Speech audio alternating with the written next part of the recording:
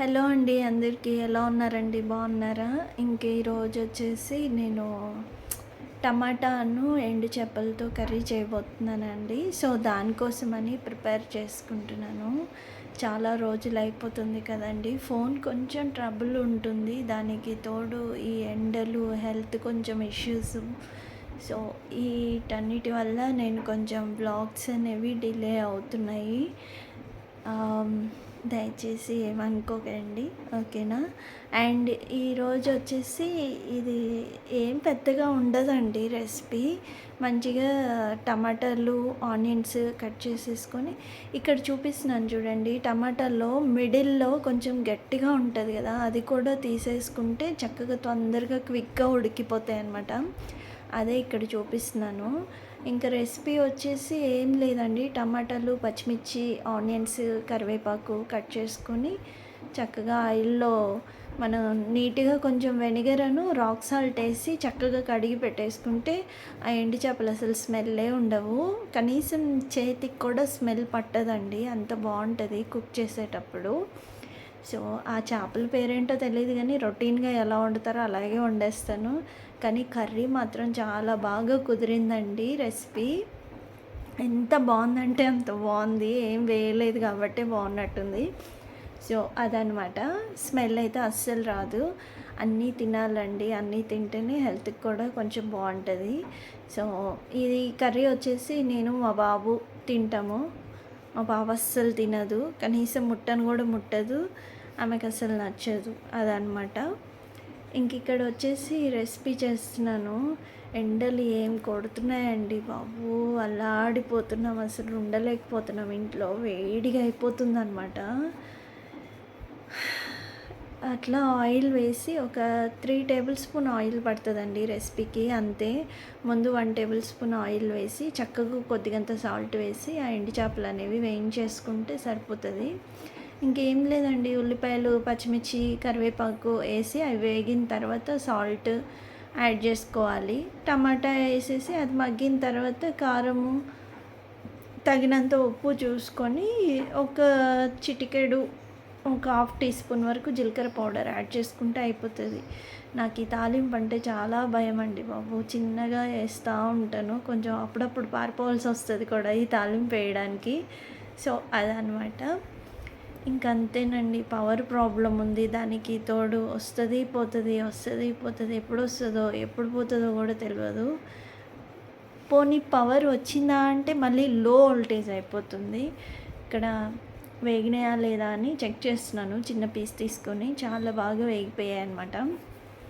Napkin use చేసుకుంటూ ఆ sweat అనేది చక్కగా తుడుచుకుంటూ వంట చేస్తున్నాను. ఏం చేయాలి చెప్పండి, అక్కడే అదే చెప్తున్నాను, పవర్ వస్తుంది పోతుందని. దానికి తోడు నాకు రైట్ ఐ కొంచెం ఎందుకో బాగాలేదండి, బాగా రెడ్డిష్ అయిపోయి నీరు కారడం, లోపల చిన్న గుల్లలాగా అయింది. వైట్ కన్ను ఉంటుంది కదా, తెల్ల కన్ను మీద. సో అదనమాట.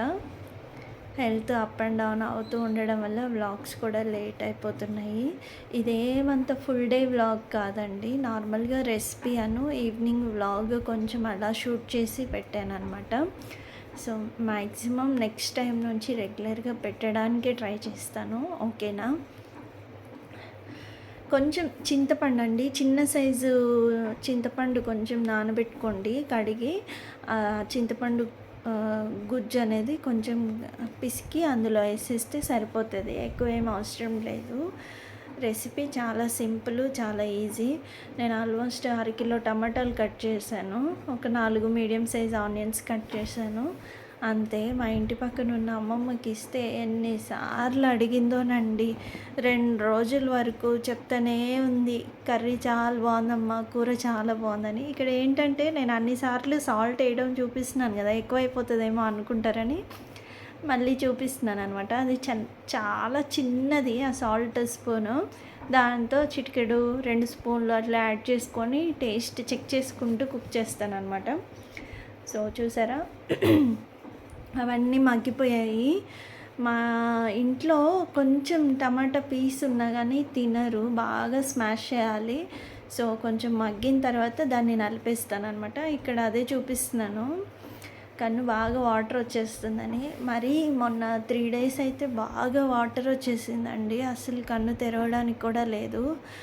సో, ఇంకా ఐ డ్రాప్ తెచ్చుకొని వేసుకున్నాక కొంచెం రికవరీ అయింది అదనమాట.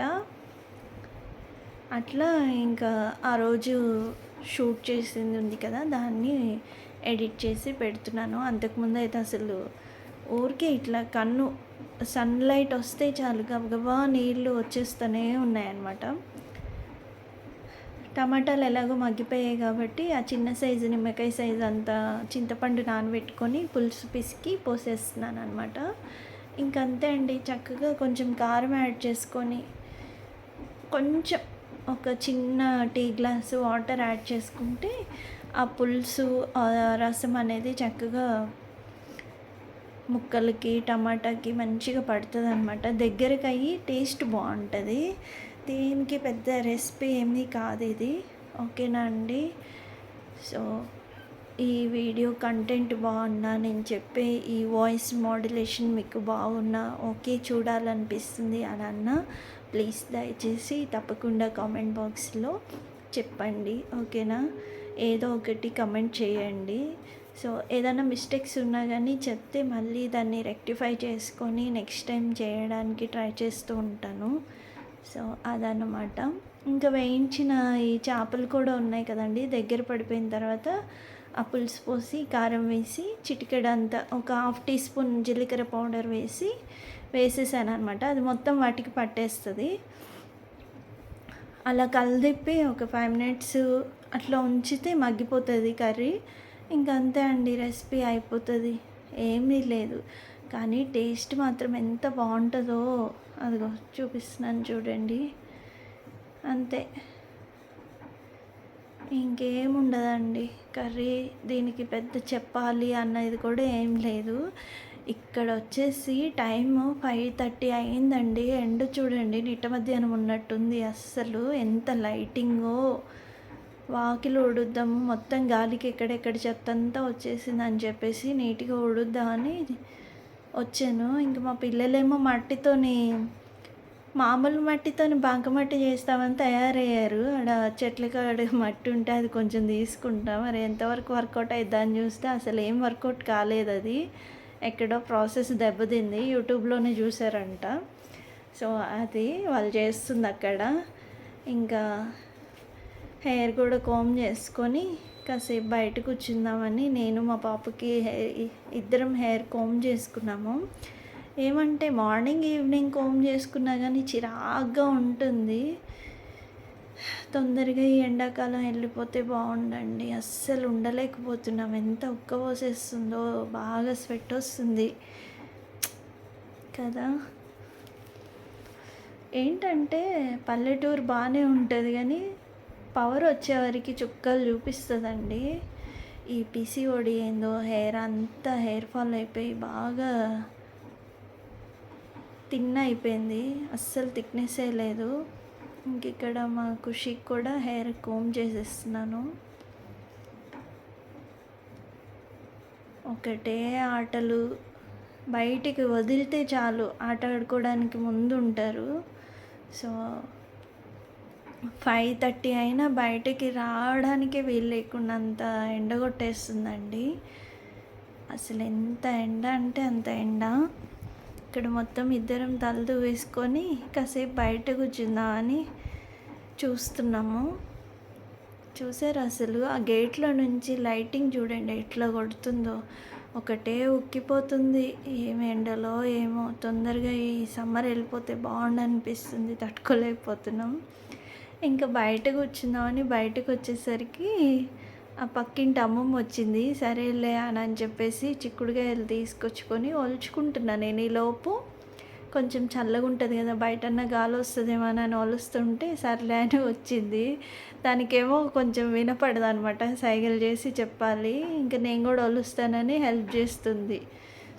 వాళ్ళ పాప ఎవరో కాల్ చేస్తుందంట. కాల్ చేస్తే నాకు చెప్పమ్మా అని చెప్తుందనమాట. అదిగోండి ఒలిచి పెడతా ఉంటుంది పాపం. చిన్నగా హెల్ప్ చేస్తుంది ఎప్పుడన్నా వెజిటేబుల్స్, లేకపోతే నేను లేనప్పుడు వాకిలు ఊడవడం, ముగ్గేయడం అట్లా కూడా చేసి పెడతా ఉంటుంది నాకు. నేను ఆ కర్రీ ఇచ్చినాక ఎన్నిసార్లు చెప్పిందోనండి 2 రోజులు బాగుంది, బాగుంది, బాగుందని. అందులో ఏమీ ఎయలేదు. అయినా గానీ చాలా టేస్టీగా చాలా బావుంది. కుక్క పిల్లలొచ్చేసి చెప్పులు లాక్కుంటున్నాయని గబగబా తీసుకుంటుంది. ఇంకిక్కడ మా పిల్లలు గూడా కుక్క పిల్లల్ని అటు ఇటు పడేస్తూ ఆడుతా ఉన్నారు. ఆ నెయిల్స్ గీసుకుంటాయంటే ఇనరు. ఏం చేస్తామండి? ఇదో చిన్న వ్లాగ్ అండి ఇది. ఇక నుంచి రెగ్యులర్‌గా పెట్టడానికి ట్రై చేస్తాను. ఈ వీడియో గనుక మీకు నచ్చితే తప్పకుండా లైక్ చేయండి, షేర్ చేయండి. వీటన్నిటికంటే ముందు కామెంట్ చేయండండి. ఏదన్నా ఉంటే తెలుస్తది నాకు మిస్టేక్స్. కొంచెం స్టార్టింగ్ గదా! అప్ అండ్ డౌన్ అవుతుంది. మరో మంచి వీడియోతో కలుస్తానండి. ఉంటాను మరి. ఉంటాను. థ్యాంక్ యూ అండి. అక్కడ మా పిల్లలు హాయ్, బాయ్ కూడా చెప్తున్నారు మీకు. సో, ప్లీజ్ కామెంట్ చేయండి. ఓకేనా అండి? తినకి సైగలతోనే చేసి చెప్పాలండి. ఓకే అండి మరి బాయ్.